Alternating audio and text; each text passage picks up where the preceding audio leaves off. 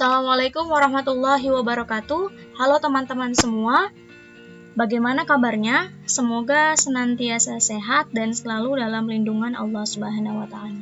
Amin. Bertemu lagi di video pembelajaran Akuntansi Bikin Happy bersama saya Eni Sunia SPD.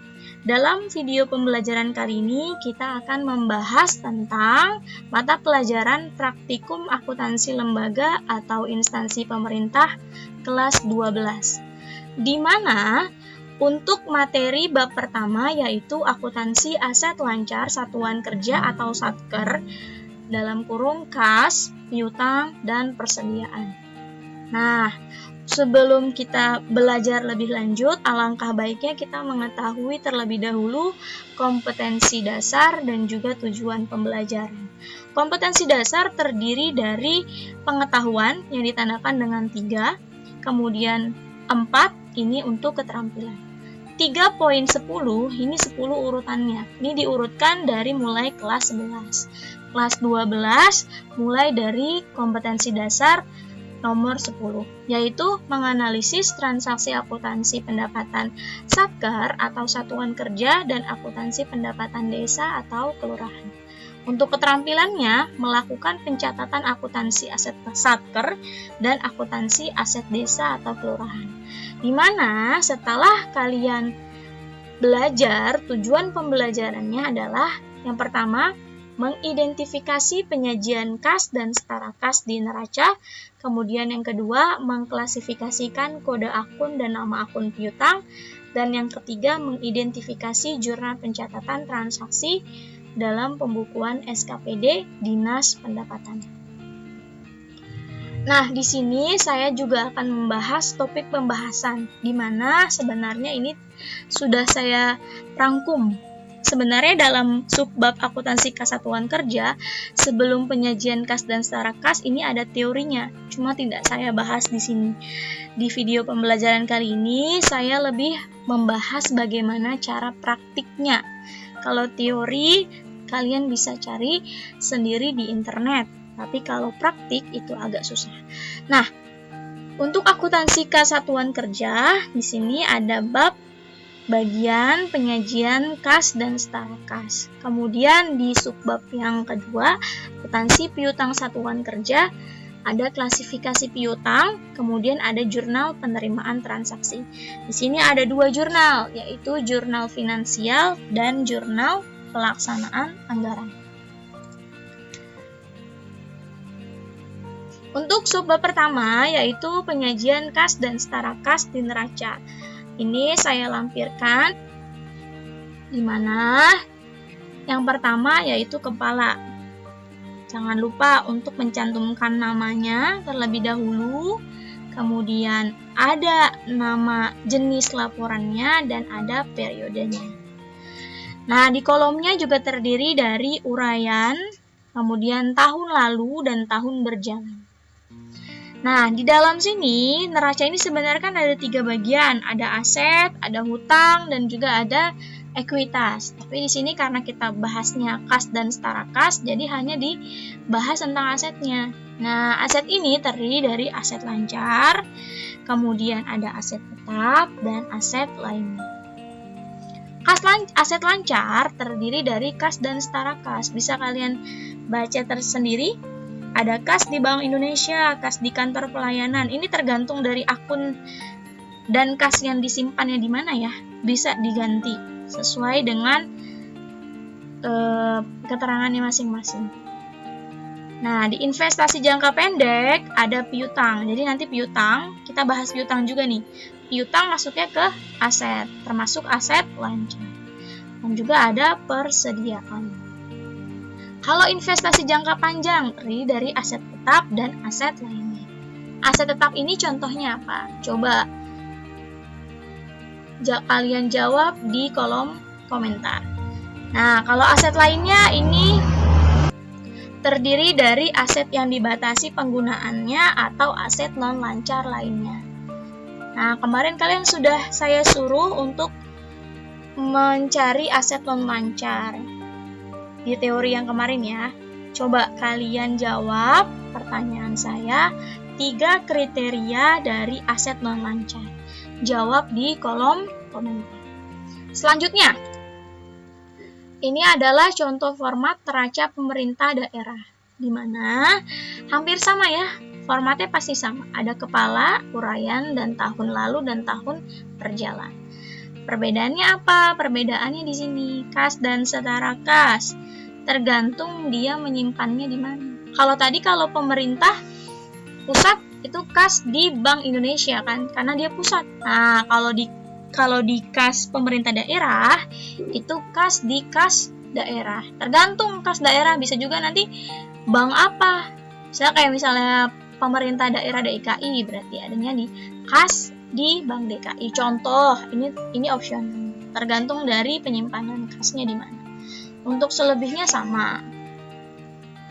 Perbedaannya hanya di contoh format neraca pemerintah daerah dan pemerintah pusat.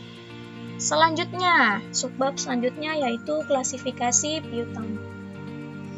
Nah, ini klasifikasi piutang ini terdiri dari 3 jenis piutang. Yang pertama piutang pendapatan, piutang lainnya, dan penyisihan piutang.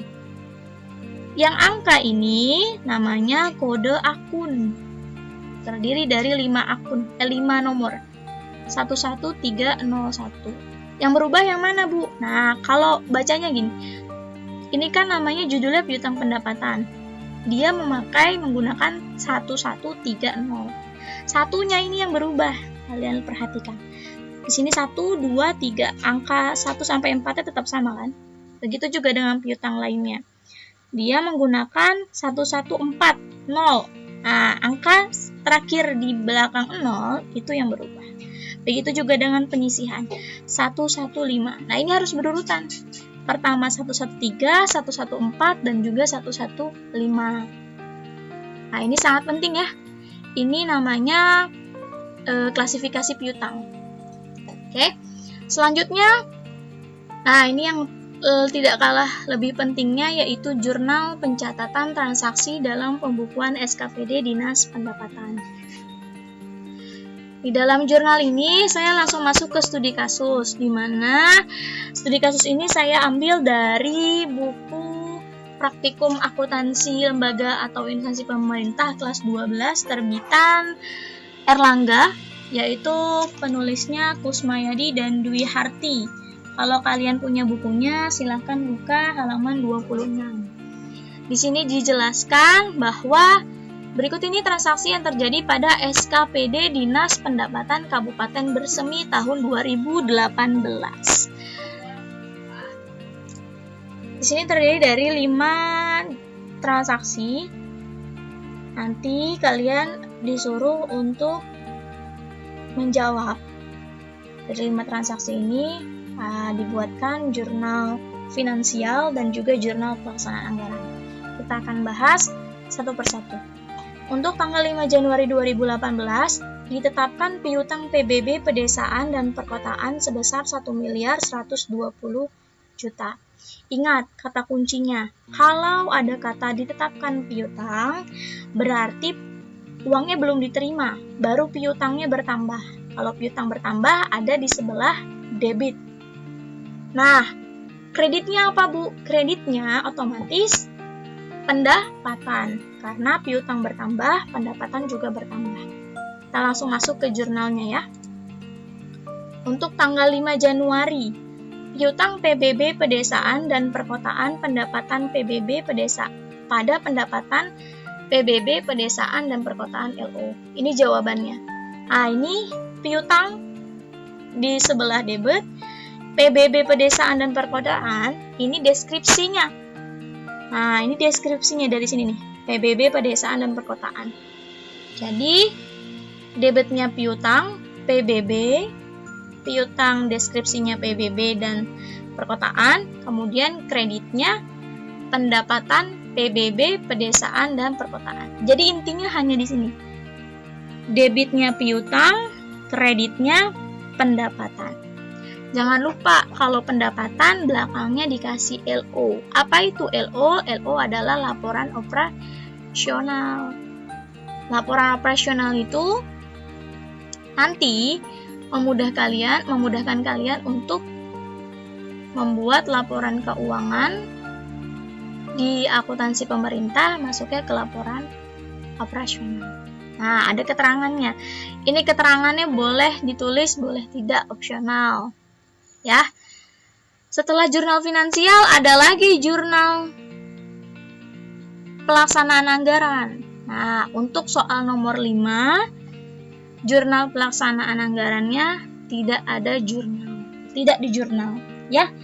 Kemudian kita masuk lagi ke transaksi nomor 2, yaitu tanggal 10 Januari 2018. Ditetapkan retribusi parkir tepi jalan umum sebesar 420 juta rupiah. Nah, tadi yang saya bilang, kalau ada kata ditetapkan, berarti otomatis uangnya belum diterima. Kalau uang belum diterima, berarti jatuhnya adalah piutangnya bertambah. Tapi retribusi parkirnya sudah diterima, sudah menjadi pendapatan nih. Berarti apa jawabannya? Sama dengan yang nomor 1, yaitu piutang pada pendapatan. Nah, piutangnya tinggal kalian tambahkan deskripsi dari soal. Berarti apa? Piutang retribusi parkir tepi jalan umum pada pendapatan retribusi parkir tepi jalan umum. Jangan lupa ditambahkan LO. Kita lihat kunci jawabannya. Betul ya? Piutang retribusi parkir tepi jalan umum pada pendapatan retribusi parkir tepi jalan umum. Jangan lupa tambahkan LO. Sebesar 420 juta. Kreditnya pun sama, 420 juta. Untuk ini opsional. Boleh kalian buat, boleh tidak. Satu lagi, jurnal pelaksanaan anggarannya apa? Nah, kalau baru ditetapkan, yang tadi sama. Apa jawabannya? Nah, sama ya kayak tanggal 5. Yaitu, tidak ada jurnal. Kalau ada kata ditetapkan, jurnal pelaksanaan anggaran, tidak ada jurnal. Paham sampai sini ya? Ini 2 contoh bukti transaksi yang sama. Ditetapkan piutang. Jatuhnya di jurnal finansial, piutang pada pendapatan. Nah, piutangnya, deskripsinya sesuai sama soal, pendapatan pun sama. Kalau di jurnal pelaksanaan anggaran, tidak ada di jurnal.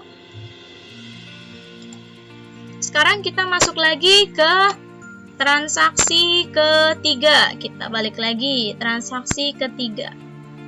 Yaitu tanggal 30 September 2018. Bu, kok biasanya kalau transaksi itu per bulan? Nah, kalian jangan salah juga. Di sini hanya disebutkannya tahun. Kecuali kalau di sini disebutkan Kabupaten Bersemi bulan Januari tahun 2018. Baru di sini nanti Januari semua yang keluar. Tapi kalau ini kan disebutkannya tahun. Nah, kalau tahun boleh mulai dari Januari sampai akhir tahun itu Desember. Oke, transaksi nomor 3 yaitu 30 September 2018. Transaksinya, bendahara penerimaan SKPD menerima pembayaran PBB pedesaan dan perkotaan sebesar 910 juta. Nah, di sini apa yang kalian tangkap? Ada kata apa? Nih, ada kata bendahara penerimaan. Kalau ada orangnya, ini orangnya nih, kemudian aktivitasnya menerima, berarti ada sesuatu yang diterima. Kalau sesuatu yang diterima, apa biasanya? Dalam bentuk uang. Kas. Kas diterima, berarti adanya kas di debit. Berarti otomatis kas ya. Nah, kasnya itu deskripsinya apa? Kembali lagi. Kas di bendahara penerimaan, cukup sampai sini aja. Kas di bendahara penerimaan, atau boleh kas di bendahara penerimaan SKPD. Kreditnya apa? Kreditnya sama, dia kan sudah menerima uangnya nih. Sudah menerima uangnya. Uang dari mana? Uang yang dari transaksi berapa? Transaksi di bulan Januari, ini ada kata piutang PBB, menerima pembayaran PBB pedesaan. Nyambung nih ke tanggal transaksi nomor 5. Tadi debitnya apa di nomor 5? Di nomor 5 tadi debitnya adalah piutang. Sekarang di tanggal 30 dia sudah nerima uangnya. Berarti piutangnya berganti, harus dikreditkan. Otomatis berarti jurnalnya adalah kas pada piutang. Piutangnya kita letakkan di sebelah kredit. Lihat. Kas di bendahara penerimaan pada piutang PBB pedesaan dan perkotaan. Ini opsional, boleh dibuat, boleh tidak. Paham ya? Jadi kuncinya gini.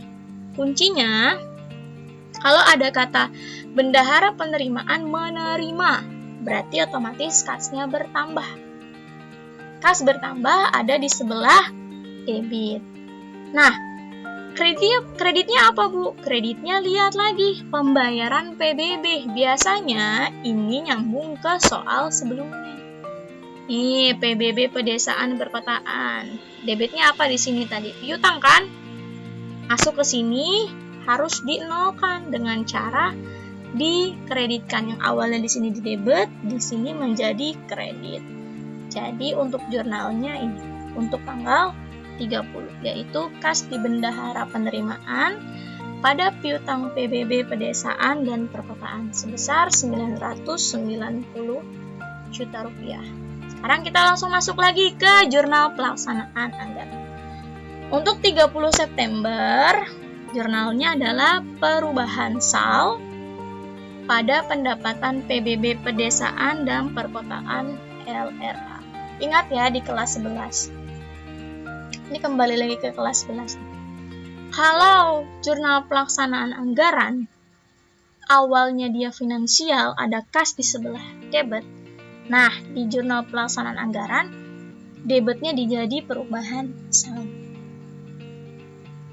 Ingat, kalau finansialnya ada kas di sebelah debit, pelaksanaan anggarannya ada perubahan sal.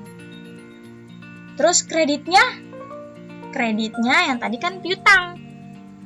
Kalau di pelaksanaan anggaran jadinya pendapatan. Jangan lupa untuk menyebutkan laporan keuangan apa yang nantinya akan dibawa untuk mengkreditkan transaksi ini, yaitu LRA. Namanya apa? Laporan realisasi anggaran. Coba saya ingin tahu, kalian masih ingat nggak beberapa contoh dari laporan keuangan yang ada di akuntansi pemerintah? Macam-macam laporan keuangan di akuntansi pemerintah. Jawab di kolom komentar ya. Nah, selanjutnya transaksi tanggal 26 Oktober 2018. Ini sama nih. Bendahara penerimaan SKPD menerima pembayaran retribusi parkir tepi jalan umum sebesar 252 juta. Sama kan kayak tanggal 30. Jadi intinya apa? Ada kas di sebelah debit. Tinggal kalian tambahkan deskripsinya di bendahara penerimaan. Nah, kreditnya apa? Kreditnya yaitu sama nih. Ini nyambung ke tanggal 10, yaitu piutang retribusi parkir tepi jalan umum. Jadi jurnalnya apa? Kita lihat ya. Jurnal untuk tanggal 20. Kas di bendahara penerimaan pada piutang retribusi parkir tepi jalan umum. Sama ya, sama kayak tanggal 30. Kas di sebelah debit, piutang di sebelah kredit. Berarti kalian sudah tahu juga nih, jurnal pelaksanaan anggaran. Hampir sama juga, bukan hampir. Sama kayak tanggal 30. Yaitu perubahan sal pada pendapatan retribusi parkir tepi jalan umum LRA. Nah, Bu, kenapa sih Bu kok kalau di jurnal finansial khas pada piutang, tapi kok kalau di jurnal pelaksanaan anggaran perubahan sal pada pendapatan harusnya kan bisa juga nih. Kalau Ibu tadi bilang kan kas itu harus perubahan sal. Nah, kenapa piutangnya jadi pendapatan? Oke, pertanyaan yang bagus. Kalau di jurnal pelaksanaan anggaran, itu dia dicatatnya langsung. Tidak melalui.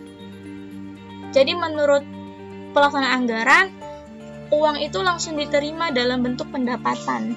Mereka tidak menerima dalam bentuk piutang.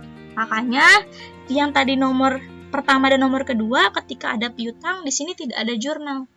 Karena mereka tidak mencatat transaksi yang uangnya belum diterima. Makanya di sini perubahan ketika mereka menerima uang, tapi yang awalnya itu adalah piutang, mereka langsung memasukkannya pendapatan. Karena menurut mereka piutang itu tidak ada. Paham ya? Nah, untuk studi kasus nomor 5. Yang terakhir, yaitu piutang PBB pedesaan dan perkotaan yang diperkirakan tidak dapat ditagih ditetapkan sebesar 21 juta. Sedangkan piutang retribusi parkir tepi jalan umum yang diperkirakan tidak dapat ditagih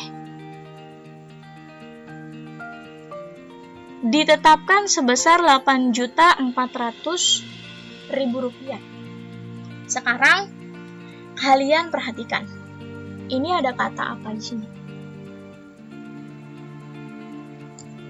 Ada kalimat diperkirakan tidak dapat ditagih. Kalau tidak dapat ditagih berarti piutang kita tidak dapat diterima. Uang dari piutang kita tidak diterima. Jatuhnya apa kalau piutang tidak dapat diterima nantinya? Piutang ini kan uang yang ada di orang lain kan. Kalau diperkirakan tidak dapat ditagih berarti uang yang dari orang lain itu tidak akan sampai ke kita. Berarti orang lain tidak mampu, intinya begitu. Nah, itu menjadi beban untuk yang memiliki piutang. Disebutnya sebagai beban penyisihan piutang pendapatan. Kreditnya apa, Bu? Kreditnya yaitu penyisihan piutang pendapatan. Jadi yang jawabannya adalah beban penyisihan piutang pendapatan pada penyisihan piutang pendapatan.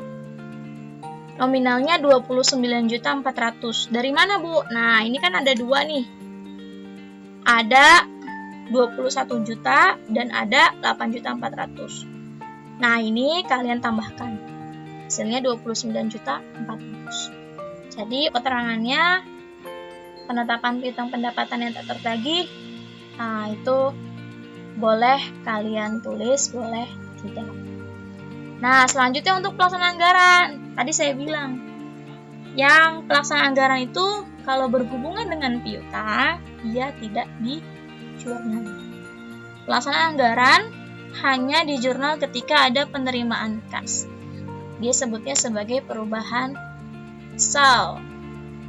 Oke? Masih ingat kan sal itu kepanjangannya apa? Coba buka buku lagi kelas 11, sudah saya jelaskan sal itu apa. Jawab di kolom komentar. Sekian video pembelajaran dari saya. Semoga bermanfaat, dan pesan saya di masa pandemi seperti sekarang ini, jangan lupa untuk selalu cuci tangan dengan sabun dan selalu menggunakan masker setiap keluar rumah. Salam sehat dan tetap semangat. Sampai jumpa di video pembelajaran selanjutnya. Salam akuntansi bikin happy. Wassalamualaikum warahmatullahi wabarakatuh.